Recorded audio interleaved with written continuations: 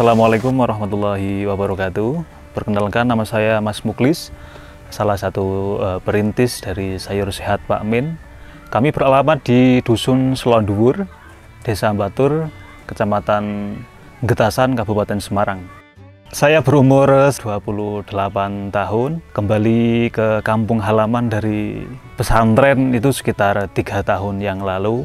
Kami juga kalau selesai dari pesantren itu pamit dari pesantren, sowan ke guru kami, pengasuh, itu diarahkan nanti kalau pulang sampai ke rumah berjuang di masyarakat itu harus membantu kepada orang tua. Kalau orang tua itu bertani, silahkan kembangkan di pertanian yang benar. Kalau orang tuanya itu pedagang, jadilah pedagang yang benar.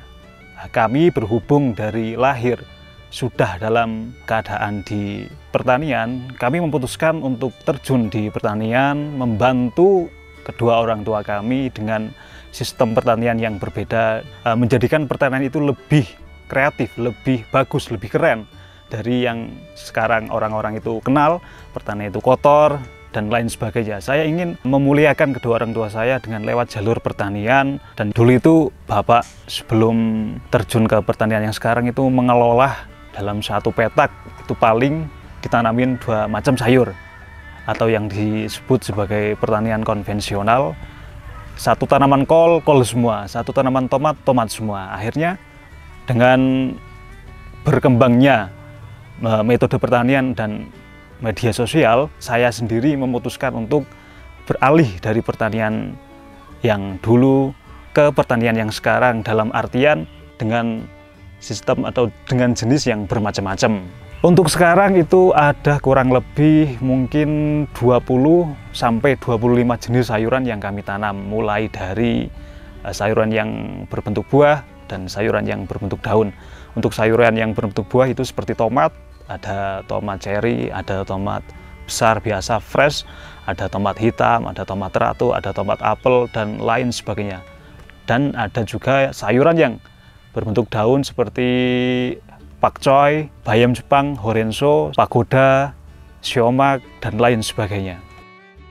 Nah, untuk pemasaran dari yang pertama konvensional yang larinya nanti ke marketnya itu ke pasar lokal, kami rubah, kami ingin sekali supaya tidak dipermainkan oleh supplier atau tengkulak-tengkulak, kami juga berinisiatif membangun pasar sendiri yang nantinya larinya ke resto, ke hotel, ke salah satu Indomaret yang berada di Semarang. Kami juga menggait untuk pengunjung yang mau datang ke sini, kami juga menyediakan edukasi pertanian. Jadi pengunjung yang mau datang ke sini, mau beli sayur, itu bisa beli sayur. Itu lebih menarik menurut saya, lebih kreatif, lebih menyenangkan. Dan prinsip saya dalam 1 tahun itu harus ada 1 atau 2 lah sayuran unik yang belum dikenal oleh masyarakat. Menanggulangi pengunjung yang datang itu supaya tidak bosan melihat sayuran. Oh, saya 1 tahun yang lalu sudah pernah ke sini dan melihat sayurannya kok sama saja. Nah, akhirnya kami juga berinisiatif dalam 1 tahun ke depannya kami juga harus menyediakan sayuran-sayuran yang baru, jenis yang baru, varietas yang baru, biar pengunjung itu lebih, oh ternyata ada sayuran yang lain juga. Ini saya baru tahu. Lah, titik edukasi di situ untuk pertanian. Untuk sayuran yang unik dan mungkin kandungannya ini lebih besar dari tomat yang biasa adalah tomat hitam. Kalau nama latinnya adalah tomat indigo rose. Ini lahir di Amerika Serikat, dikembangkan oleh Profesor Jim Reyes di salah satu universitas di Oregon. Dan ada di Indonesia juga, kami kembangkan di Sayur Sehat Pak Min.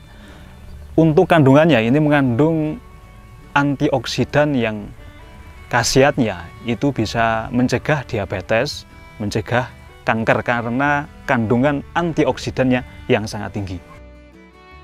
Untuk proses penanaman, memang petani itu harus kaya akan kesabaran. Di saat musim hujan datang, kalau belum ada greenhouse, kami juga membuat greenhouse yang mini untuk melindungi sayur supaya tidak terlalu banyak kandungan air yang terserap oleh tanaman. Kami juga membuat greenhouse yang agak besar buat melindungi tanaman tomat yang tadinya tidak bisa untuk dilindungi oleh greenhouse yang mini. Kami juga membuat yang besar supaya tomat itu terlindungi dari kandungan air hujan yang datang. Untuk kendalanya biasanya ya cuaca dari alam sendiri. Terus kalau hama itu nggak terlalu signifikan untuk tanaman, bisa dikendalikan oleh kami juga biasanya nyemprot untuk pestisida. Kami buat sendiri, namanya ekoenzim. Kalau pembuatannya itu daun bawang yang biasanya untuk masak dikupas kulitnya, nanti kita buat ekoenzim dicampur sama air, nanti dicampur lagi sama gula Jawa, diamkan dalam 1 minggu, nanti sudah bisa diaplikasikan buat nyemprot hama. Aplikasi untuk pupuk kandang yang kami gunakan adalah pupuk kandang dari kotoran kambing. Kami juga memelihara kambing yang nantinya kotorannya atau pupuknya, komposnya kami aplikasikan untuk pertanian supaya bagus. Untuk greenhouse yang kecil yang pertama itu gunanya untuk menanggulangi air hujan yang ketika air hujan itu deras, nanti bisa merusak kalau tanaman itu daun-daunan, itu akan merusak tekstur daun, nggak halus, atau bisa dikatakan hancur lah kalau airnya hujan itu deras.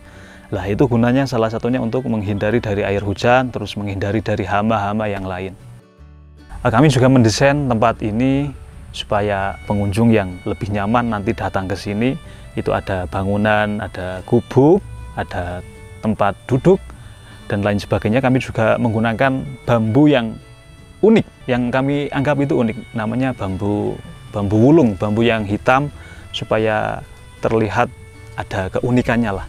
Untuk pengunjung ke sini, yang paling saya senangi itu kalau ada pengunjung datang ke sini nggak ikut tanam tapi ikut panen, milih yang sayurannya bagus lah. Itu salah satu kepuasan dari pengunjung, salah satunya itu nggak ikut tanam tapi ikut panen, memilih sayuran yang dia sukai, yang paling bagus di kebun. Nah, untuk petani-petani muda, nggak harus punya lahan yang luas hektaran. Untuk lahan kami itu cuma 1.000 meter persegi. Tapi pesan dari bapak saya, itu yang dikembangkan bukan lahan, tapi pikiran kita yang diluaskan. Kita bisa mengolah lahan yang sempit menjadi salah satu destinasi wisata petik sayur yang nantinya pengunjung itu datang ke sini bisa senang, kita juga bisa membahagiakan orang lain memilih sayur yang segar untuk dikonsumsi. Untuk modal yang pertama adalah yang penting ilmu pengetahuan, jangan lupa.